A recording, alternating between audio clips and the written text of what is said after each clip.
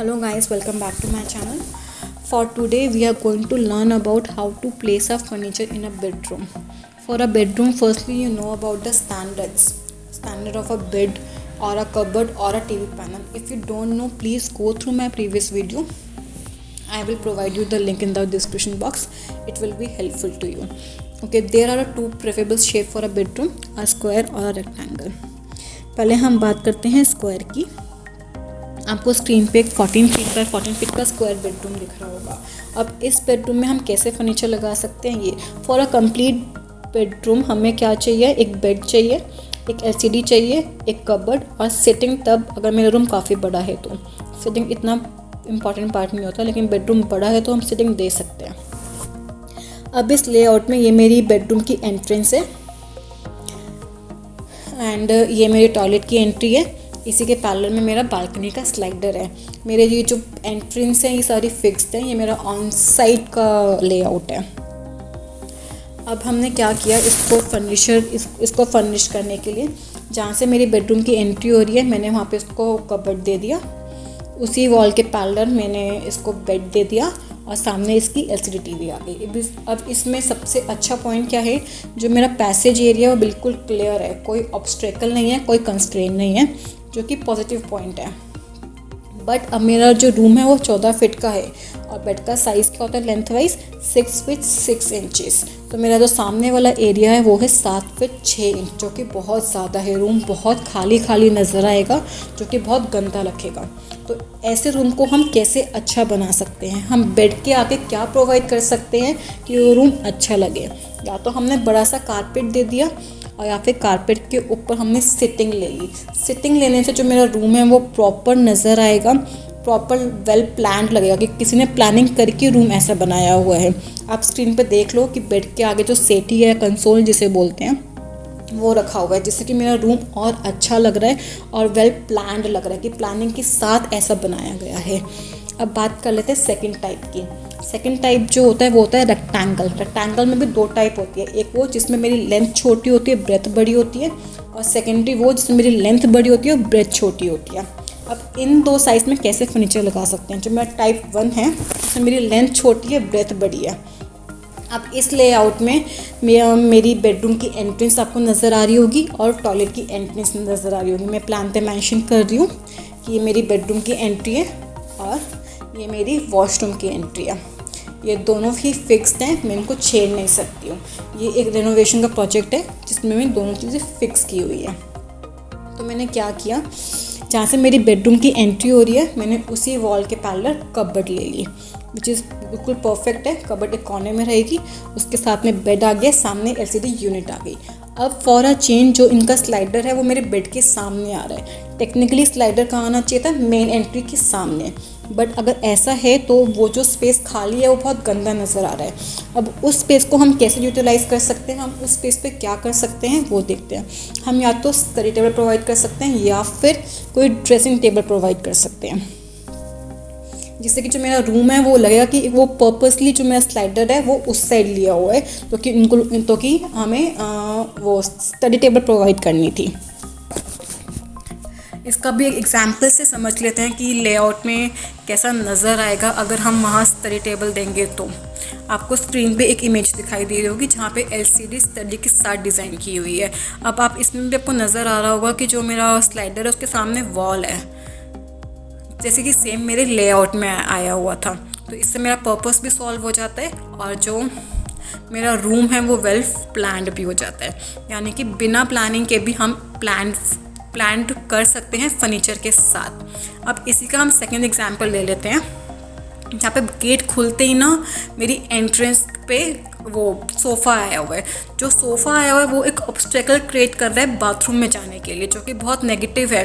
ऊपर से स्लाइडर के वहाँ कबर्ड है जो भी एक नेगेटिव पॉइंट है, जिससे कि मेरा स्लाइडर बड़ा हो सकता था, लेकिन कबर्ड आई है तो स्लाइडर बड़ा नहीं हो सकता. तो ये टोटली रॉन्ग वे है. इसका राइट वे क्या है, मेरी एंट्री करते हुए कबर्ड आनी चाहिए और जहाँ मेरा स्लाइडर है वहाँ मेरा सोफ़ा सेट आना चाहिए. अब इसमें हम क्या करते हैं, हम सिटिंग्स को अलग भी कर सकते हैं. जैसे कि मैंने फ्लोरिंग में या फिर सीलिंग में उस वाले पार्ट को अलग निकाल दिया, तो मेरा रूम और वेल प्लान्ड लगेगा. जो मेरा सिटिंग एरिया है वो अलग है और जो मेरा बेडरूम का एरिया है वो अलग है, जैसे कि आपको इमेज में दिखाई दे रहा होगा कि मेरा बेड अलग है, जो मेरा सिटिंग एरिया है वो अलग है। वो मैंने ऐसे डिज़ाइन किया कि लगे कि वो अलग से बनाया हुआ है। अब टाइप 2 में बात कर लेते हैं, जहाँ पे मेरी लेंथ बड़ी है और ब्रेथ छोटी है। इसकी लेंथ है 18 फीट बाय 5 इंचेस और जो इसकी वो है लंबाई वो है 13 फीट्स। अब इस रूम में हम कैसे फर्नीचर लगा सकते हैं हम वो सीखते हैं। ये मेरी बेड, हमने फर्स्ट प्लान में क्या किया, मैंने कबर्ड लगा दी और सामने बेड, उसके सामने एलसीडी यूनिट। तो इसमें जो मेरा बेड के सामने स्पेस है वो है 10 फीट, जो कि प्रॉपर एक बेडरूम 10 फीट का होता है स्टैंडर्ड साइज़ का। तो बहुत ही गंदा है, इसलिए ऐसा हो ही नहीं सकता। ये मेरे स्पेस को ख़राब कर रहा है। मेरा इतना बड़ा रूम है तभी भी वेल फर्निश्ड नहीं है तो गंदा दिखाई दे रहा है। तो ऐसे रूम में हम कैसे फर्नीचर लगा सकते हैं। हाँ, अब इसमें मैंने क्या किया कि मैंने पीछे कबर्ड ले ली, आगे टीवी, बीच में बेड आ गया। प्लानिंग बिल्कुल ठीक है, लेकिन मेरा बेड होता है 9 फीट का और रूम का साइज़ है 13 फीट। तो साइड में जगह कितनी बचती है, सिर्फ 4 फीट, यानी कि 2 right hand side, 2 feet right hand side और 2 फीट लेफ्ट हैंड साइड, जो कि बिल्कुल भी पॉसिबल नहीं है। टेक्निकली मूवमेंट के लिए स्पेस बहुत कम है, तो रूम बड़ा होके भी छोटा दिखाई देगा क्योंकि मेरे पास साइड में स्पेस नहीं है। तो ये भी एक गलत वे हो गया इस रूम को फर्निश्ड करने के लिए, क्योंकि रूम इतना बड़ा होके भी छोटा दिखाई दे तो वो तो गलत है ना। तो इसमें हम कैसे फर्नीचर लगा सकते हैं। अब मैंने क्या किया, जहाँ से मेरी बेडरूम की एंट्री हो रही है मैंने वहाँ ले लिया सोफ़ा सेट, उस वॉल पे ले लिया बेड के साइड में कबर्ड के साइड में ड्रेसिंग टेबल एंड सामने टीवी। इससे क्या फ़ायदा हुआ कि जो मेरा स्लाइडर है ओपन एरिया का वो उसके लिए प्रॉपर पैसेज मिल गया और हर चीज़ अच्छे से यूटिलाइज हो पा रही है। एक प्रॉपर मास्टर बेडरूम यूज़ हो पा रहा है। 18 फीट बाय 13 फीट का पूरा मास्टर बेडरूम होता है। अब इस प्लानिंग में पूरा अच्छे से बेडरूम यूज़ हो पा रहा है। अब इसी का एग्जांपल 2 ले लेते हैं। इसका साइज़ है 22 फीट्स बाय 17 फीट्स। ये भी एक बहुत अच्छा मास्टर बेडरूम है। अब इसमें जो प्लान है, इसमें हम ऐसा कर सकते हैं कि हमने पीछे कबर्ड दे दी। कबर्ड और बेड में एटलीस्ट 3 फीट 6 इंचेस का डिफरेंस होना चाहिए मूवमेंट के लिए। अब ये 17 फीट का रूम है और मेरा बेड ख़त्म हो जाता है 9 फुट 3 इंच में, तो मेरे पास काफ़ी अच्छा स्पेस बचता है साइड में मूवमेंट के लिए।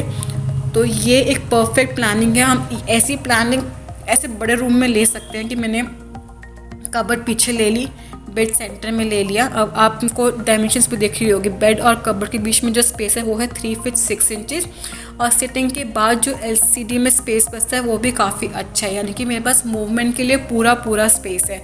अगर मेरे पास इतना बड़ा बेडरूम है तो हम ये वाली प्लानिंग को यूज़ कर सकते हैं, जो कि आजकल बहुत ट्रेंड में है ये वाली प्लानिंग। इससे जो रूम है वो काफ़ी वेल फर्निश्ड और प्रॉपर मास्टर बेडरूम दिखाई देता है कि प्रॉपर मास्टर बेडरूम है। इतना बड़ा कबर्ड है और अच्छा खासा मूवमेंट का स्पेस भी है।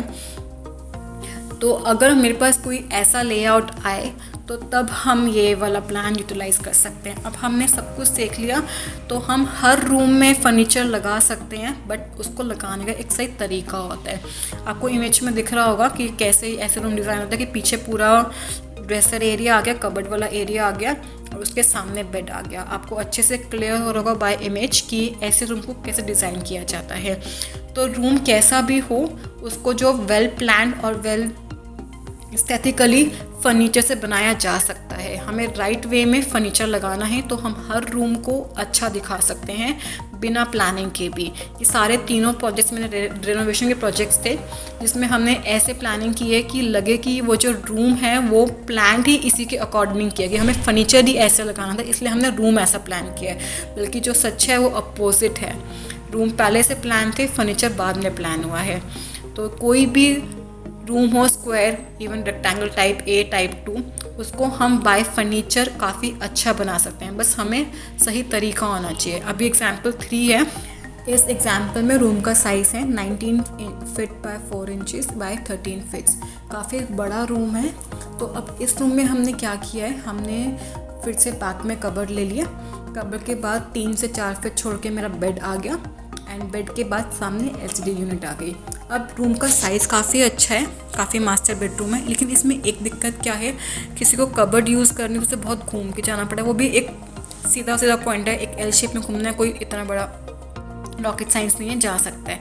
लेकिन उससे बड़ा कंस्ट्रेंट क्या है कि जो मेरा पैसेज है वो सिंगल साइड से मिल रहा है उसे, तो एक साइड से मेरा रूम जो है वो बहुत छोटा नज़र आ रहा है, यानी कि जो साइड टेबल जो टच हो रही है रूम बेड के वॉल पे, उस साइड से जो रूम है वो बहुत छोटा नज़र आ रहा है, यानी कि उसको मूवमेंट की स्पेस बहुत कम मिल रही है। अगर साइड टेबल का साइज़ 2 फीट है तो उसे सिर्फ 2 फीट का पैसेज मिल रहा है, जो कि बहुत गलत है। इस रूम को वो बड़ा होकर भी फिर छोटा नज़र दिखाएगा। तो इसका राइट वे क्या है, मैंने क्या किया, जहाँ से मेरी एंट्रेंस हो रही है उसकी जो पैरेलल वॉल है, मैंने वहाँ बेड ले लिया, सामने टीवी पैनल आ गया। इससे क्या अच्छा हुआ कि मेरा जो एंट्रेंस पैसेज है वो पूरा प्रॉपर क्लियर है, जिसे बालकनी में जाना है वो प्रॉपरली बालकनी में जा सकते हैं। मेरा बेड वाला एरिया डिस्टर्ब नहीं हो रहा, जो है कि परफेक्ट प्लानिंग है। So thank you guys for the watching. If you liked the video, please subscribe to my channel. Thank you guys. Thank you for watching. Bye bye.